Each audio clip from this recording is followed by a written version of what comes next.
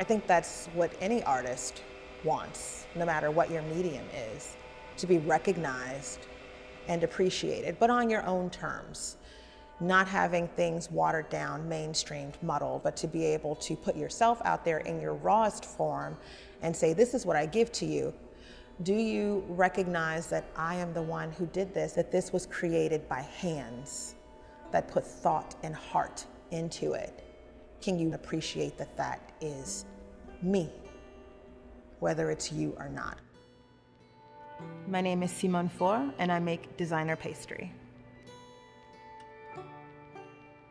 I have always told myself that what I need for me has got to be enough for everyone else. But when it comes to your work, it has to be acceptable. It has to be something that people will find value in. I was born and raised in the 7th Ward of New Orleans. My confidence was certainly just beneath the surface all my life. It was a feeling. In my head, my bags were always packed. I knew that I had to get beyond what was expected of me, and what was expected of me was nothing. I just knew that there had to be another way to live. So I figured education was surely the way to do that.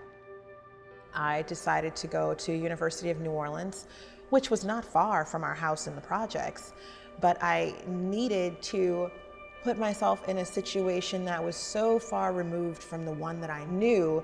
And so I changed, and I had to, and I'm constantly changing. And the confidence, it grows with me. I think that everybody has a journey. My particular journey was made far more difficult because I had so many interests.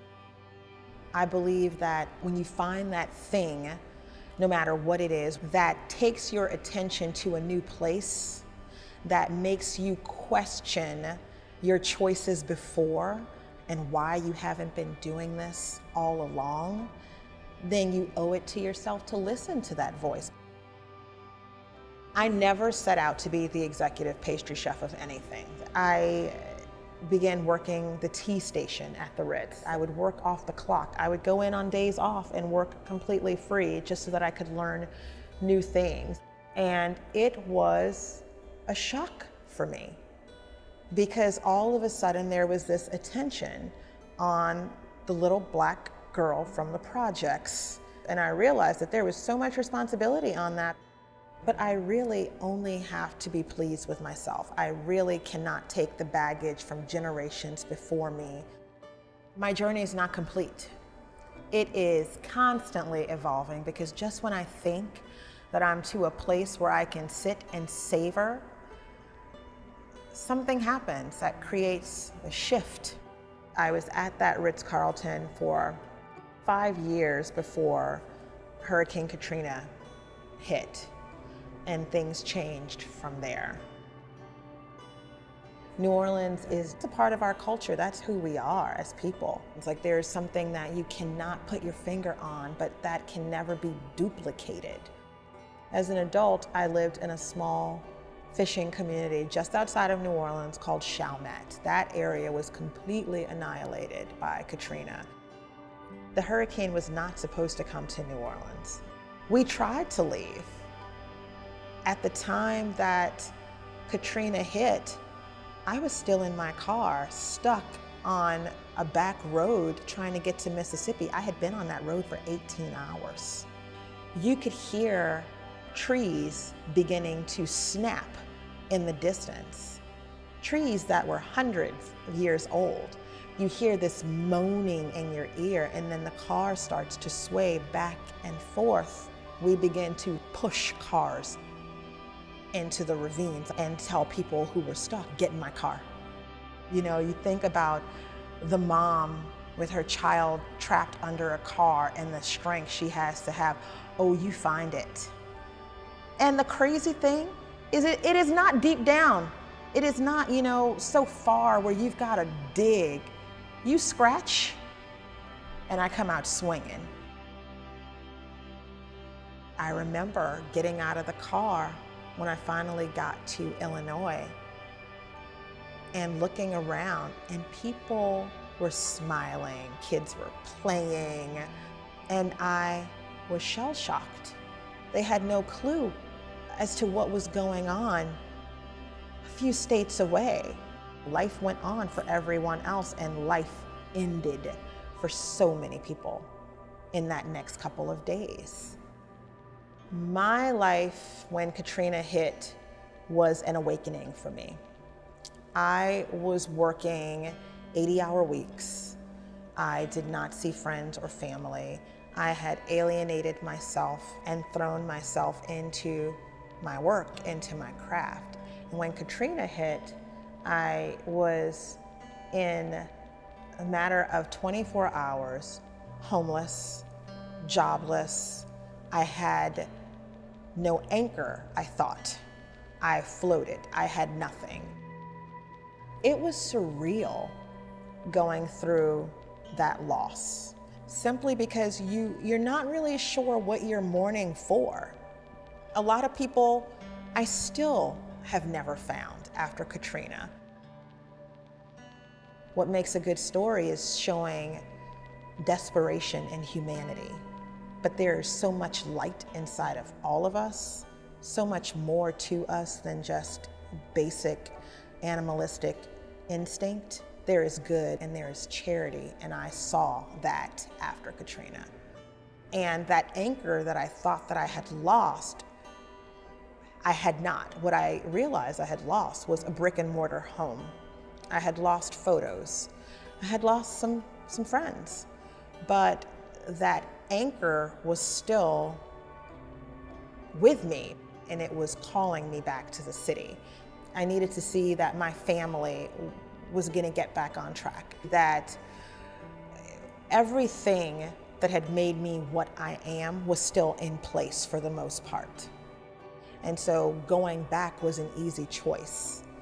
Staying, however, was not so easy, because I realized that once I had left, I could live without it.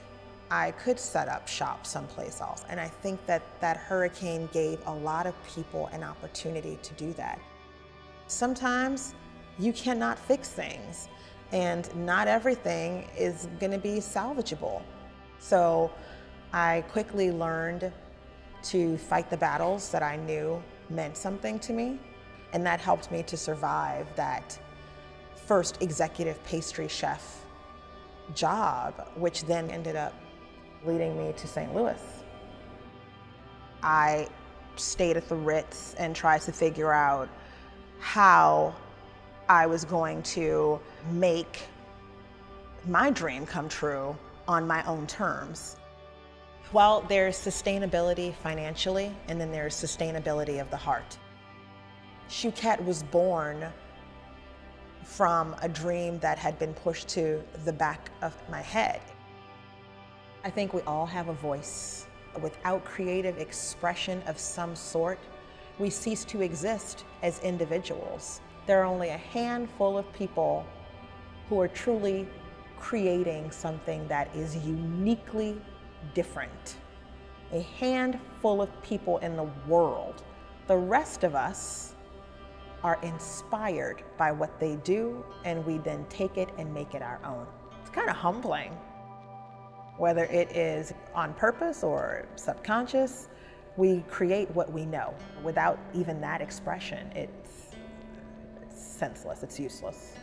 I love the fact that it is not just what is in my head, it is what is in my heart. It's me and a canvas. It's so therapeutic.